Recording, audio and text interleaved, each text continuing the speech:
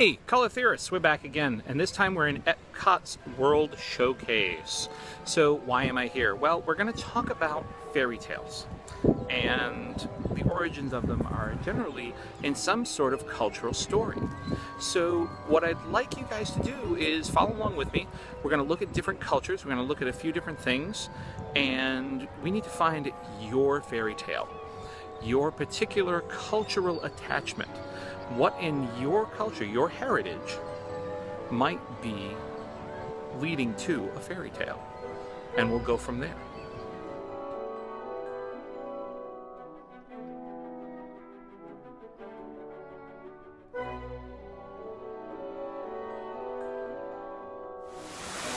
Alright, so we're here in Italy in World Showcase, and one of the things that they've done is they've gotten really close to a lot of the architecture, and they've really thought about some of the things, but of course they've transformed it here and there to suit their needs and make it more palatable and good for, you know, people coming through. But they've got this beautiful little piazza that they've decided to create, and they're starting the piazza without actually putting in a lot of what's in actual Rome. What's in actual Rome is a lot of Christian myth, and so they've decided to go with original Roman myth. And we've got Neptune hanging out behind us. So what's different? What's going on? And that doesn't exactly look like the Neptune from Little Mermaid, now does it? Up where they walk, up where they run, up where they stay all day in the sun, wandering free. Wish I could be. So very often, when we're looking at fairy tales and we're looking at cultural fairy tales, we refer back to the source material. So looking back at things like Hans Christian Andersen, when we're looking at The Little Mermaid, or looking at the Grimm brothers and their fairy tales, we can also look even further back. There's tales like Cinderella, which are old Russian folklore. There's all sorts of things that are attached with most Western cultures, but look outside of Western cultures. You know, if there's some sort of Mayan myth that might be attached to you, some sort of Native American myth, or even if we're looking at something as big and as appealing as, oh, I don't know, a creation myth. Those are all things that we can use as fairy tales, as cultural pieces that define us. And when we're trying to make a fairy tale icon, this is what we're doing. So what is a fairy tale icon?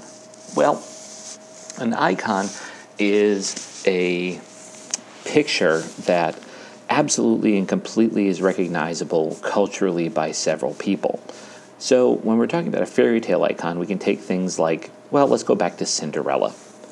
The Cinderella story happens in many, many different nations and has many, many different types of orientations that we look through. And we all know, of course, the quote-unquote Disney-fied version of it. However, even Disney had to look back at the research material in order to figure out the story properly.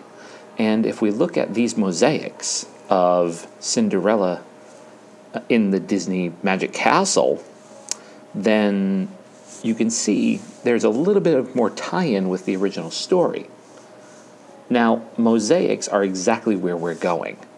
You're going to be creating fairy tale icons in mosaic by using little tiny pieces of paper and putting them onto a painted background.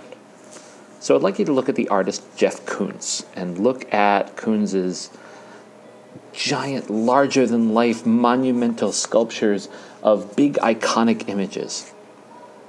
And look at his paintings, his assemblages. He takes digital media, assembles it, and puts these amazing montages and collages together, then blows up these paintings to monumental size and turns them into actual paintings. So we're going to watch a video on the Weebly website. Please look it up. It's right there. It's Jeff Koons. It's Art 21, and you can take a peek at it. After you've looked at that, start thinking about the background for your fairy tale icon. Now, your icon is going to be a fairy tale, hopefully from your own culture, from something from your heritage. Now, if that means it's American, that's fine. We've got plenty of fables from the Southwest. There's all sorts of things like Paul Bunyan, Pecos Bill, not to mention all of our heroes, etc., that we've turned into legends. One of my favorites is John Henry. All right, without further ado, let's put those icons together and let's start making some mosaics.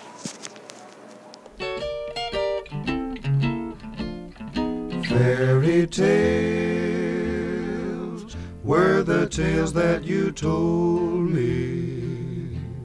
Fairy tales made me happy as I could be.